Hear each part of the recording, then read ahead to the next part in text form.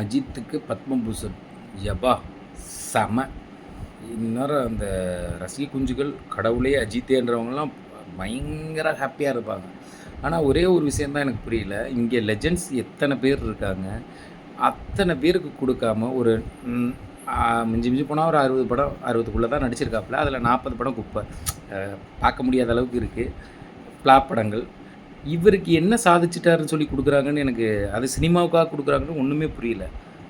கவுண்டமணி இருக்கார், பாக்கியராஜ் இருக்கார், இன்னும் பலர், விக்ரமெல்லாம் அவ்வளோ டெடிகேஷனை எங்கேயுமே பார்க்க முடியாது. அந்த மாதிரி ஆளெல்லாம் விட்டுவிட்டு சினிமா விழாவுக்கு வரமாட்டார், பொது மேடைகளில் எதுலேயும் கலந்துக்கிறது இல்லைன்னுவார், எல்லாத்தையும் சொல்லிவிட்டு இந்த அவார்டு வாங்க கிளம்பிட்டார். இது எனக்கு புரியல.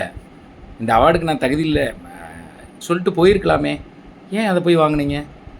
அதையும் ஒட்டுமொத்த ஃபேமிலி மச்சனை வரைக்கும் கூட்டு போய் வாங்கியிருக்கீங்களே, சத்தியமாக புரியல.